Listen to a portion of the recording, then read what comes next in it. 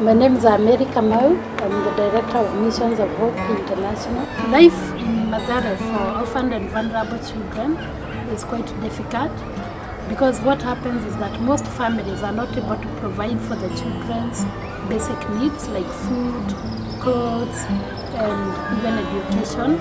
And so what happens is that the children, after surviving the early stage of life, like maybe up to age 4, they start going around in the streets of the city to look for food by way of begging, or maybe going to areas where garbage is dumped or thrown, and they start going to look for food there.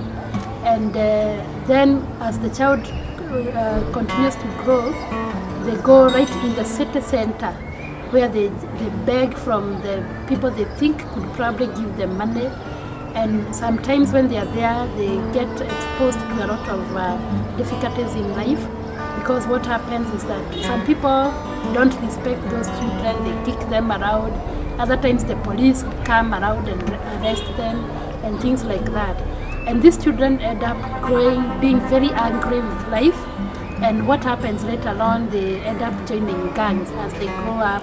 Maybe even when they are like 10 years, they start getting trained by the bigger people in the streets, and they end up joining the gangs. And you'll find that even if a child probably had tried to go to a school, like a government school, this child ends up even dropping out of school. And people like those who sell drugs, they end up starting to use these children to traffic drugs, and also sometimes to abuse them, because most families get a salary like of an equivalent of $30 a month. What happens is that in a day, probably they'll have one meal if the parent is lucky to get a job for that day.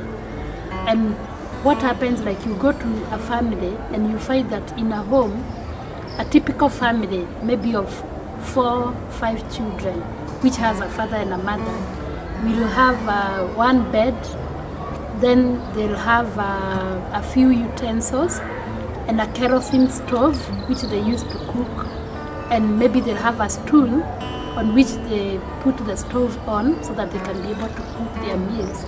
And so what happens is that as the children grow up, obviously they grow not having a bed, not because what happens if the family has only one bed, then the parents are the ones who use the bed, and so the children sleep on the floor. And of course that has other effects along the way. So you find that for a child in Mathare, it's like they are not very sure, they are not very hopeful for their future, and it becomes very difficult for them to know what the future has for them. Hi, my name is Sophia Wanji. I'm 12 years old. I've been in this school for 1 year. My name is Anthony Mugendi. I'm 14 years old. My name is Veronica and I'm 10 years old. My name is Waiban Mwangi. I'm 13 years old. What would life be like if you weren't here at this school?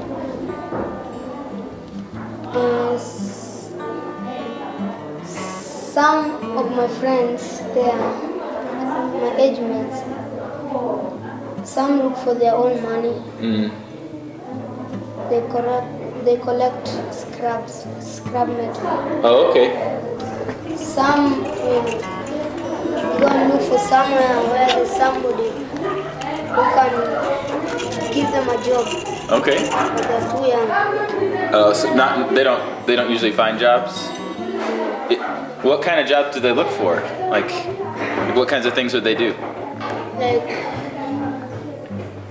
they're employed to collect plastic. Okay. Take it to the boss. Then they don't know where it will be taken. Others are not able to go to school. Others lack some basic needs, and it's like they have to go and ask for for help from the neighbors. Like there sometimes there is violent, we have drug addicts, we have there are thieves. Sometimes you can't be able to walk at night freely. You get scared walking at night. How is this school in Jasca different from where you live in Mathare? Okay, the difference is that the concentration is too high, because when you are at home, maybe there is a war, or you find that me as a girl, I have so much work than a boy, and here you just have all the time to study, you have a good place to sleep, and you're so comfortable. Sometimes my mother don't have money to help me, but they provide for us food, everything, and it's like they are like our parents because they help us. Here, there is good fresh air. There are very good beds to sleep on. You have time to revise, to do your preps, and they eat a balanced diet. At home, I would sleep hungry. Yeah. But here, I'm eating every night. You always get to eat? Yeah. And then, there's a good field Oh, to play in? we play. Yeah. And then, there's a good learning environment. Children who are now going through the Hope schools and all the Hope centers, they are not going to drop out of school. Why? Because their basic needs are being met. Secondly, they are getting and they are receiving good standard of education, and school for them is interesting, in the Hope Center, because there is so much fun. There is a lot, they are able to see a lot and experience a lot of love, God's love, through the people that are working with them.